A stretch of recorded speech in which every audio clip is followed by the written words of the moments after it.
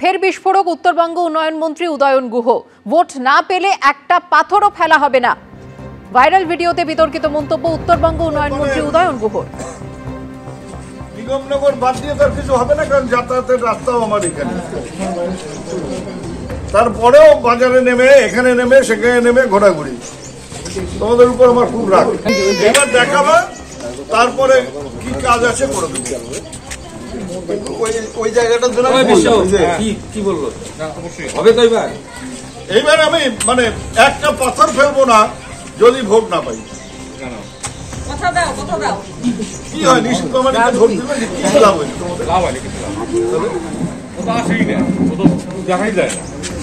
আমি তো মানে নিগমনগর বাদ দিয়ে তার কিছু হবে না, কারণ যাতায়াতের রাস্তাও আমার এখানে।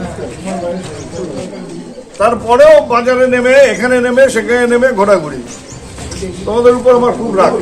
এবার দেখাবো তারপরে কি কাজ আছে করে দেবো। বিধানসভা ভোট রাজ্যে জনসংযোগে বেরিয়েছিলেন উত্তরবঙ্গ উন্নয়ন মন্ত্রী উদয়ন গুহ। আর সেখানে বেরিয়েই রাস্তা সারানোর দাবি জানান এলাকাবাসীদের একাংশ। আর তখনই যেমনটা মন্তব্য করেন উদয়ন গুহ, তিনি বলেন যে ভোট না পেলে একটা পাথরও ফেলা হবে না। আর তা ঘিরেই শুরু হয়েছে বিতর্ক।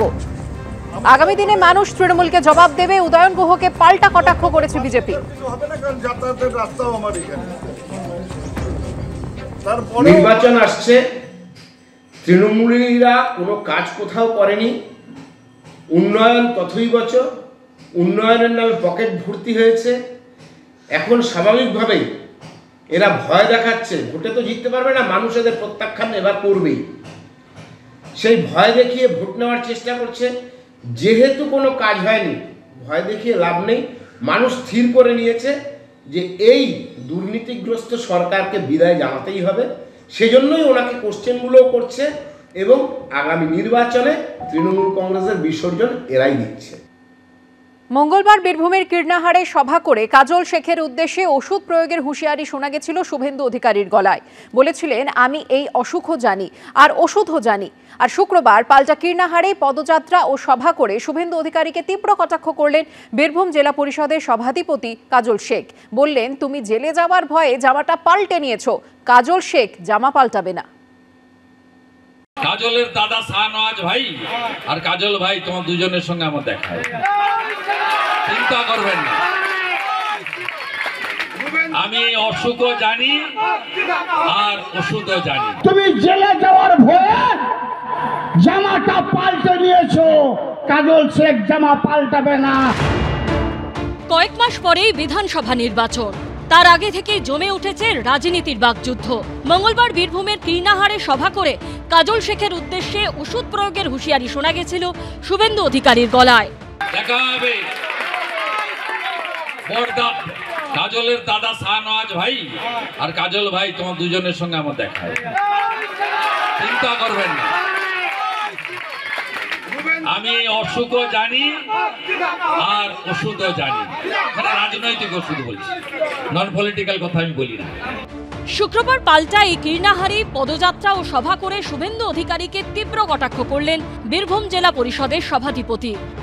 যখন মমতা বন্দ্যোপাধ্যায় চটির তলায় তুমি ছিলে, মমতা বন্দ্যোপাধ্যায় তোমাকে তুলে নিয়ে এসেছিল, তুমি আজ সেদিনটা ভুলে গেছো না? ভুলে যাওয়ার কারণও অবশ্যই আছে, না হলে হয়তো তুমিও আজকে ওই তিহার জেলে যেতে। কারণ তুমি এত দুর্নীতিবাজ নেতা। কাজল শেখ উপরবালা ছাড়া কারো কাছে কোনদিন মাথা নত করেনি আর করবেও না। তুমি করেছো। যদি গলাটা কেটেও দাও, মমতা বন্দ্যোপাধ্যায় জিন্দাবাদ, অভিষেক বন্দ্যোপাধ্যায় জিন্দাবাদই বলবে। শুভেন্দু অধিকারী বলেছিলেন 15 দিন অন্তর বীরভূমে আসবেন। শুক্রবার তারও পাল্টা জবাব দেন কাজল শেখ। 15 দিন অন্তর অন্তর আসবো, চিন্তা নেই। সবচেয়ে বেশি যেখানে ঝামেলা করে ডাকবেন যাবো। দাদা 15 দিন অন্তর বীরভূম জেলায় আসবেন, স্বাগতম জানাচ্ছি আপনাকে। আসুন বীরভূম জেলায়, আসুন নানুরে, আসুন কীর্ণাহারে। আপনাকে কীর্ণাহারে মুন্ডা বিখ্যাত খাওয়াবো। আসুন সিউড়িতে, সিউড়ি মোরব্বা বিখ্যাত আপনাকে খাওয়াবো। এবং আর একটা কথা বলে রাখি, শুধু 15 দিন অন্তর এসে মানুষকে ভুল বুঝালে হবে না। যেদিন গণনা হবে সেই দিনও আসবেন মুন্ডা এবং শিউড়ি মোরব্বা বেঁধে দেবো, কারণ একটাও সিট আপনি পাবেন না। আপনারা দেখবেন শুধু সর্ষের ফুল, ঝাঁপি খুললেই বেরোবে জোড়া ফুল। ভোটের মরশুমে বরাবরই শিরোনামে থেকেছে বীরভূম। এই প্রেক্ষাপটে তৃণমূল বিজেপির বাকযুদ্ধে ক্রমশ তেতে উঠছে লালমাটির জেলার রাজনীতি। ভাস্কর মুখোপাধ্যায়ের রিপোর্ট, এবিপি আনন্দ, বীরভূম। এবিপি আনন্দ, এগিয়ে থাকে, এগিয়ে রাখে।